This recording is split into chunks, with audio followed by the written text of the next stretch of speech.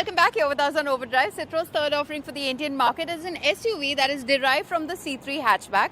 It is based on the C-Cube architecture and it will have 3-row seating. Bert gets us all the details.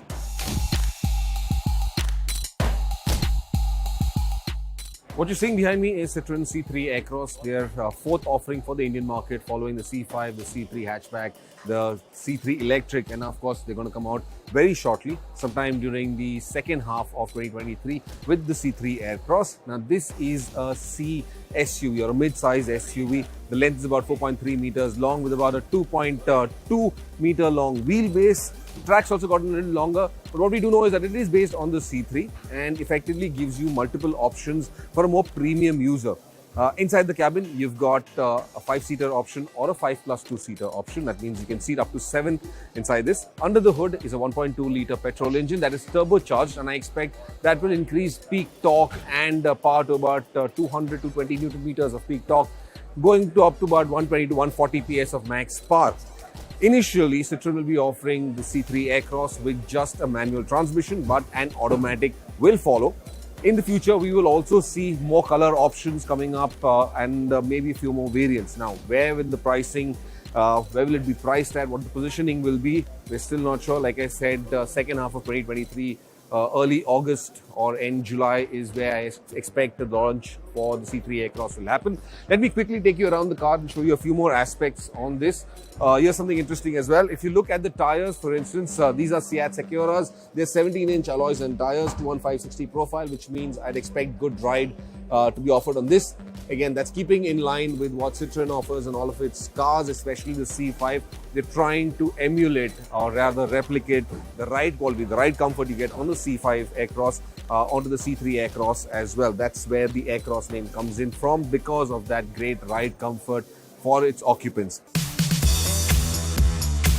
Very strong design elements at the rear. Again, I like the nice chunky tail lamps, that mirror finished element that stretches from edge to edge. You can clearly see the C3 Aircross badging and of course the Pure Tech badging on the other end. As you can see, the third row seats can be taken out entirely from that boot, and that will increase boot volume to about close to about 500 liters of boot space that you get in there. I'm not going to put it back and fit it in and show you how that works. But here's one issue, and that's essentially when you raise the headrest and you close the tailgate, that leaves you with very little room at the rear. Now, Citroen says, or rather insists, that it conforms to all safety standards. This car's been tested and it's been certified by the Government of India. But I'm not very clear about what that certification actually means with that kind of space.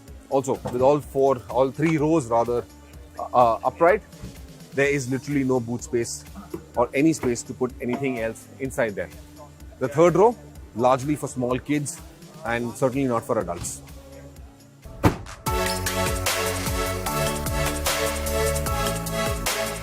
So here we're inside the cabin, the driver's seat of the C3 Aircross, and clearly there's been an effort to make it look and feel upmarket.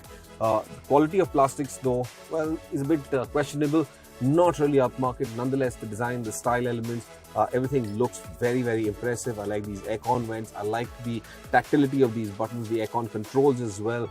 The touchscreen as well. Quite an impressive looking thing. Very subtle colors, very sober colors in them. The steering wheel as well. Nice buttons, nice layout over here. Looks premium. Does not feel as premium though.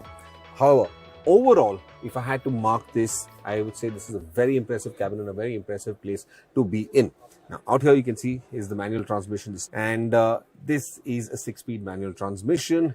When the automatic comes in, and which will follow later on, we will have specifications and more details for you at a later stage in time. But for now, what we know is that it's just going to be powered by the 1.2-litre turbo petrol engine with the manual transmission at start when the car gets launched in the market.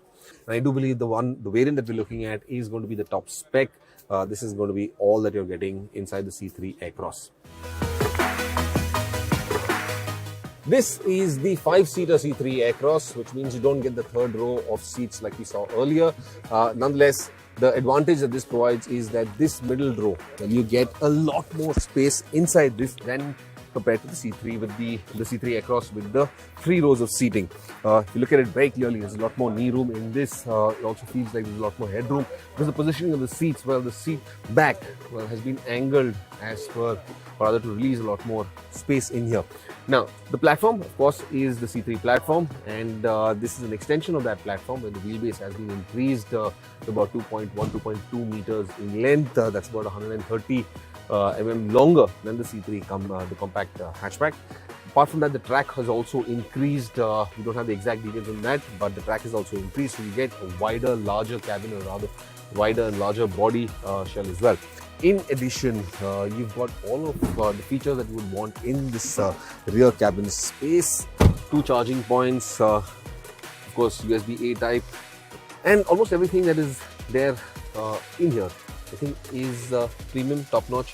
Feels pretty impressive. Overall then, a pretty handsome looking SUV, and that's, I think, something that Citroen will be wanting to bank on, the styling that will effectively get a lot of consumers. But what Citroen tells us is that they're increasing their dealership capacity across the country. By the time the C3 Aircross goes on sale, Citroen will have about 60 dealerships running operational around the country, and towards the end of the year, that number is expected to go up to about 100 touch points across India. Where do you think this would be positioned against, competition in the market? Where do you think this is going to fit in? Well, without naming very clearly, I would say 4.3 meter puts it right in the heart of the mid-size segment. Some very formidable competitors there, and that's where we intend to take it. However, a very purpose-built vehicle with clear feedback from consumers. This is the only SUV there where you will have a 5+2 seating option, and that takes us back to what I've been sharing with you, that we've been talking a lot to consumers, and consumers in this particular category have been telling us that we want a SUV form factor, we want the flexibility of seating and luggage space, give us something, and that's exactly what we've designed. 2,671 millimeters of wheelbase, 200 millimeters of ground clearance, clearly SUV form factor. Interior room is an edge. And based on a 4.3 overall length, we've been able to put in a 5+2.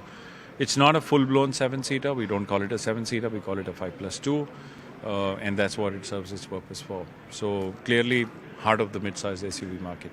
With that, it's a wrap on this week's edition of Overdrive. But remember, you can stay in touch with the team through Facebook, Twitter, as well as YouTube. And you can follow our latest updates on Instagram.